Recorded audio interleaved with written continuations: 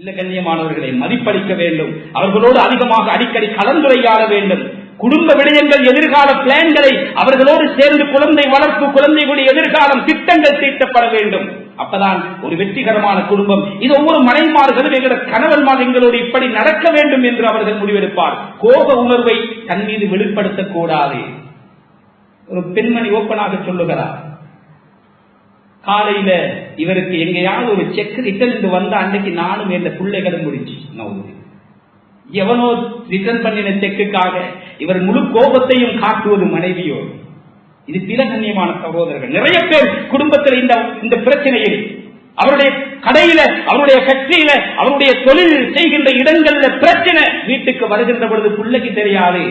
10 மணித்தியாலம் 12 மணித்தியாலம் இழந்த தந்தை வீட்டுக்குள்ளே வருகின்ற பொழுது ஆசையோடு அந்த வாப்பவை அரவணைக்க வருகின்ற குழந்தை இவருடைய காதுல போன், இவர் பிரச்சனையில் இருக்கிறார், டென்ஷன் இருக்கிறார், பிள்ளைக்கு தெரியாது, மனைவிக்கு தெரியாது. இந்த சனியனை எடுங்கள் என்றாரே, புள்ள தூக்கி வீசிப்பட்டு போய் விடுகிறே. அதுக்கு பின்னால் இவர் செய்வார், கோபத்தை காட்டுவார். அதுல எதிர்வினை ரியாக்ஷன் மனைவியிடம் இருந்து வருகின்றது. 1 மாசத்துக்கு இவரால் தாங்க முடியாம போய் குடும்ப வாழ்க்கை விளங்குமா? கோபங்களை தன் மீது காட்டக்கூடாது என்று மனைவிமார்கள் எதிர்பார்க்கிறார்கள். முகமலர்ச்சியுடன் வீட்டுக்குள் நுழைய வேண்டும். எல்லா பிரச்சனையும் காம்பவுண்ட் கேட்டோட வச்சிருங்க. எனக்காக ஒரு ஜீவன் எதிர்பார்த்துக் கொண்டிருக்கிறது, என் பிள்ளைகள் இருக்கிறார், அவர்களுக்கு இந்த பிரச்சனை தெரியாது, அவர்களுக்கு இதை காட்டக்கூடாது. சிரித்த முகத்தோடு, சலாம் உரைத்த முகத்தோடு, மலர்ந்த முகத்தோடு அந்த வீட்டுக்குள் வர வேண்டும். தேவை ஏற்படும் பொழுது தாம்பத்தியத்தில் உதவி செய்ய வேண்டும். மனைவிக்கும் தேவை இருக்கு. பசி வந்தால் சாப்பிடணும், தாகம் வந்தால் தண்ணீர் குடிக்கணும். அது மாதிரி தேவைகள், உடல் தேவை இருக்கிறதே ஹலாலாக தணிக்கப்பட வேண்டும். இவர் உள்ள பிரச்சனைகள் எல்லாம் இவர்களுக்கு உணர்வற்ற ஜடமாக உலகத்திலே வாழ்கிறார். சில பேர் வந்தா அந்த சொத்தை கூட கலட்டாம அப்படியே தூங்கிடுவார். மார்க்கம் இல்லாத மனைமார்கள் என்றால் அவர்கள் வேறு தொடர்புகளில் அவர்கள் சிக்குவார்கள். இது நீண்ட பெரிய தலைப்பு, மேலோட்டமாக சொல்லுகிறேன். தேவை ஏற்படுகின்ற பொழுது தாம்பத்திய வாழ்வில் அவர்களுக்கு ஒத்துழைக்க வேண்டும். போதிய அளவு தனக்கு செலவு வருகின்ற பொழுது மலர்ந்த முகத்தோடு செலவு செய்ய வேண்டும். ஆடம்பரம் அல்ல, அத்தியாவசிய செலவு, ஆடை செலவு, திருமண செலவு, மருந்து செலவு, குடும்ப செலவு, குழந்தையுடைய பாடசாலை செலவு, வீட்டு செலவுக்குள்ள செலவுகள் வருகின்ற பொழுதெல்லாம் இவர் முறைக்கக்கூடாது, இவர் குமுறக்கூடாது. மலர்ந்த முகத்தோடு இவர் அந்த செலவுகளை செய்ய வேண்டும். இதை ஒரு மனைவி எதிர்பார்ப்பார். மிக முக்கியமான ஒரு அம்சம், தனது குடும்ப உறவையும் மதிக்க வேண்டும். மாமா வந்திருக்கிறார், வீட்டுக்குள்ள காலுக்கு மேல காலை போட்டு கட்டில போனோடு இருக்கிறாரு. வாப்ப வந்திருக்கிறாரு, வரட்டுமே, உங்க வீட்டுக்கு தானே வந்திருக்கிறாரு, வந்தா நாங்க என்ன செய்யணும்? அவரை போயிட்டு சுஜூத் செய்யணுமா? சுபஹானல்லாஹ். அட, வாப்ப வந்திருக்கிற மருமகன் வீட்டுக்குள் இருக்கிற மனைவி இருக்கிற, அவர் முடிச்சு கொண்டிருக்கிற வாப்பாக்கு தெரியும். வந்து ஒரு வார்த்தை, வந்தீங்களா மாமா, வாங்க இருங்க என்று என் மாப்பிள்ள சொல்றாரு இல்லையே, இந்த வாப்பா என்ன நினைப்பாரு? அந்த நேரத்தில் அவளுக்கு வர்ற ஆதங்கம் இருக்கிறதே. இப்ப நினைப்பார், இவனை முடிச்சதுக்கு நான் வேறொத்தனை முடிச்சிருக்கணுமே, அல்லது திருமணமே இல்லாமல் வாழ்ந்திருக்கலாமே என்று நினைச்சா நீங்க நரகவாதி ஆகிறீர்கள். கைருக்கும் கைருக்கும் நிகழ்ச்சி, உங்களாக சிறந்தவர் உங்களோட மனைவிமாருக்கு சிறந்தவர் என்று சொன்னார்கள். சொல்லுவாரு கண்ணியமான கண்வான்களை, அன்பார்ந்த இஸ்லாமிய சகோதரர்களை, சில பேர் அப்படி பிரிப்பார். சில வீட்டு வேலைகளை தனக்கு உதவ வேண்டும். வீட்டு வேலை செய்யற நேரம் இவர் கல்லு மாதிரி நிற்க கூடாது. அவள்தான் எல்லாம் செய்யணும், நான் தான் சம்பாதிக்கிறேன், சாப்பாடு கொடுக்கிறேன், வீடு கொடுத்திருக்கிறேன், அவருக்கு என்ன குறை? சமையலிலே சமையலறையில் சமைத்துக் கொண்டிருக்கிறாளா? தேங்காவை நாம் துருவி கொடுப்போம். ஆடை துடைத்துக் கொண்டிருக்கிறாளா? புளிஞ்சி காய போடுவோம். வீட்டை கூட்டிக் கொண்டிருக்கிறாளா? மொப்பை எடுத்து நாம் சுத்தம் செய்து கொடுப்போம். ஸல்லல்லாஹு அலைஹி வஸல்லம் விறகு கொண்டு வந்து கொடுப்பார்கள், தண்ணீர் இழுத்து கொடுப்பார்கள். கணவனாக இருந்த அந்த மனைவிக்கு உதவிகள் செய்ய வேண்டும். 2 பேரும் சேர்ந்து செய்வதை அவள் விரும்புவார். பிள்ளை வளர்ப்பில் ஒத்துழைக்க வேண்டும். ஆரம்பத்தில் சொன்னேன், புள்ள வளர்ப்பில் ஒத்துழைக்கின்ற லட்சணம் நவுதுபில் அல்லாஹ் பாதுகாக்க வேண்டும். குழந்தையை அகற்ற வேண்டிய நேரத்தில் அகற்ற வேண்டும். தந்தை என்றால் குழந்தையின் உள்ளத்தில் ஒரு பயம் இருக்க வேண்டும். குழந்தையுடைய நலவு திட்டங்களில் மனைவியோடும் குழந்தையோடும் கலந்து பேச வேண்டும். நீ பெற்ற குற்றத்திற்கு நீயே பார் என்று மனைவியிடத்தில் ஒப்படைத்து விட்டு ஒதுங்கக்கூடாது. இதுவெல்லாம் சராசரி ஒரு மனைவி தன்னுடைய கணவனிடத்தில் இருந்து எதிர்பார்க்கக்கூடிய முக்கியமான எதிர்பார்ப்பு. அது மாதிரி இதை ஆயிரக்கணக்கான பேர் இந்த பிரசங்கத்தை வீடுகளில் இருந்தும் கேட்பார். எனவே மனைவிமார்களுக்கும் சில பங்குகள் இருக்கிறது.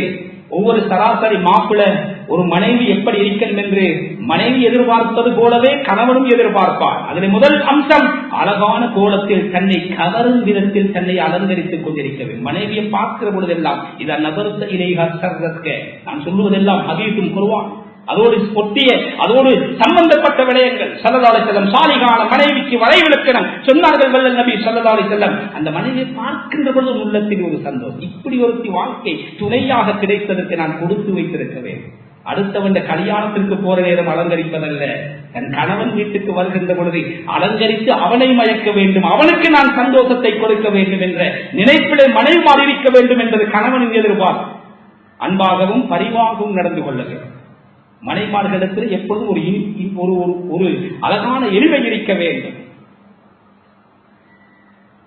கரடுமுரட்டு தன்மை இருக்கக்கூடாது.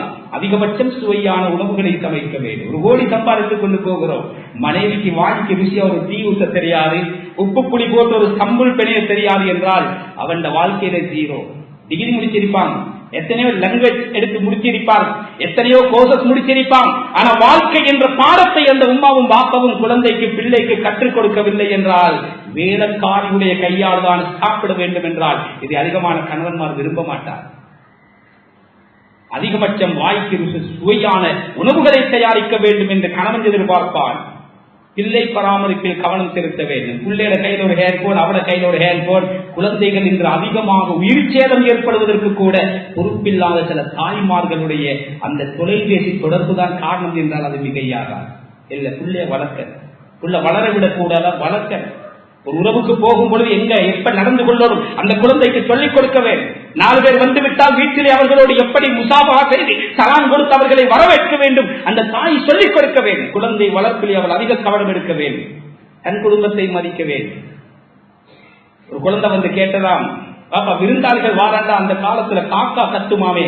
ஆமா, காக்கா கத்தினால் எங்களோட உமாவும் சொல்லுவா, யாரும் வாரதும் தெரியாது, சுவரா வந்துருவாங்க. அது எப்படி காக்கா கத்துது, ஏன் கத்துது என்று அந்த குழந்தை கேட்ட நேரத்தில் இந்த தகப்பன் அங்கும் இங்கும் மெதுவாக பார்த்துவிட்டு பிள்ளையிட காதுக்கு சொன்னாராம், விருந்தாளிகள் வந்தா காக்கா கத்துதோ இல்லையோ தெரியாது, உங்க வாக்கும் முட்லின்னு வந்த ஒரு உம்மா கத்துவாங்க. சில பேர் அப்படித்தான் கணவன் குடும்பத்தை ஓரமாவே பார்ப்பார். அவர்கள் எந்த காரணம் கொண்டும் எந்த கணவனோடு எந்த தொடர்பும் வைக்கக்கூடாது என்பதை பிடிவாதமாகவே இருப்பார். தன் குடும்பத்தை மதிக்க வேண்டும், தன் தாய் தகப்பன், தன் தாத்த தங்கச்சி சகோதர சகோதரிகளை மதிக்க வேண்டும் என்று கணவன்மார் நினைப்பார்கள். வருமானத்திற்கு ஏற்ற வாழ்வை அந்த மனைவி அமைத்துக் கொள்ள வேண்டும். குடும்ப பட்ஜெட்டிலே கிச்சன் சமையல் அது அவட கைகளான மாப்பிள்ளை வருமானம் என்ன அதை தெரிந்து செய்ய வேண்டுமே தவிர அடுத்தவர்களை பார்த்து செய்யக்கூடாது. உங்களோட படித்தவரை பாருங்க, தன்னுடைய மனைவியை கார்ல ஏற்றிக்கொண்டு பவனி வருகின்ற அழக பாருங்க. நீங்களும் தான் இருக்கிறீங்களே வேலப்பால் என்றால் இவன் அடுத்தது மார்க்கம் இல்லை என்றால் ஹராத்திலே கையை வைக்க துணிவார். நவதுவில் கண்ணியமான கனவான்களே, அன்பார்ந்த இஸ்லாமிய சகோதரர்களின் நிறைய இருக்கிறதே. தேவை ஏற்படும் போது தாம்பத்தியத்தில் அவன் உதவி செய்ய வேண்டும். அந்த தேவை ஸல்லல்லாஹு அலைஹி வஸல்லம் சுருக்கமா சொன்னாங்க, அடுப்பங்கரையில் இருந்தாலும் சரி அதை அப்படியே தீயின்ற சாப்பாடு தீயட்டும் பிரச்சனை கிடையாது, உன் கணவனுடைய அழைப்புக்கு நீ பதில் சொல்ல வேண்டும்.